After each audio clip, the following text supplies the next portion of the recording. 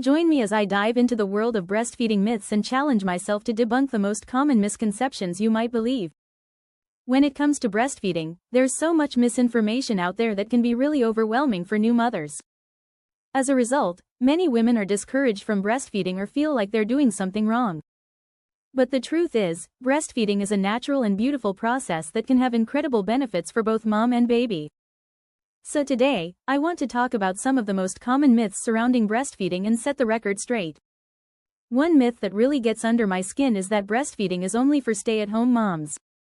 I've heard so many women say that they can't breastfeed because they have to go back to work, but that's just not true. With the right support and equipment, breastfeeding can be continued even after returning to work. Another myth is that breastfeeding is painful, but in reality, any discomfort is usually due to poor latching or engorgement, which can be easily resolved with the help of a lactation consultant. Then there's the myth that breastfeeding is only for newborns, but in fact, the American Academy of Pediatrics recommends breastfeeding for at least the first year of life. And finally, some people think that breastfeeding in public is inappropriate, but the truth is, it's a natural and necessary part of caring for a baby. Let's talk about the myth that you can't breastfeed if you're small-breasted. This one is especially frustrating because it's just not supported by science. Breast size has no bearing on a woman's ability to produce milk, and many small-breasted women have successfully breastfed their babies. In fact, the hormones that control milk production are located in the breast tissue, not the breast size. Another myth is that you need to drink lots of milk to produce milk, but this is also a myth with no scientific basis. What's most important is staying hydrated and eating a balanced diet.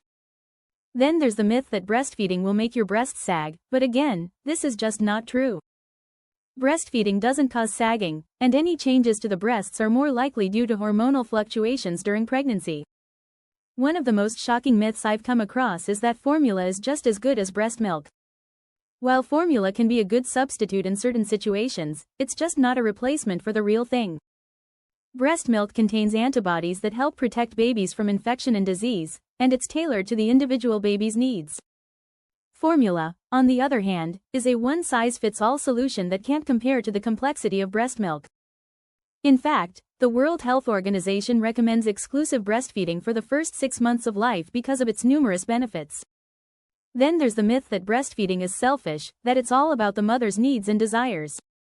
But the truth is, breastfeeding is all about the baby's needs, and it's a selfless act that requires sacrifice and dedication.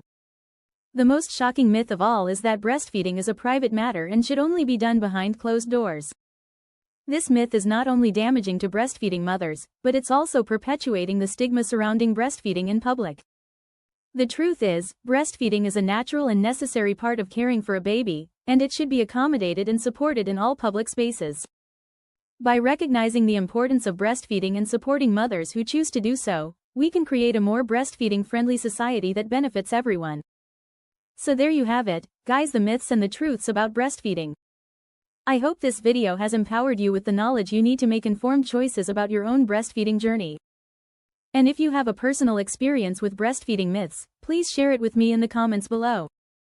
Don't forget to check out my other videos for more insights on breastfeeding and motherhood. Thanks for watching.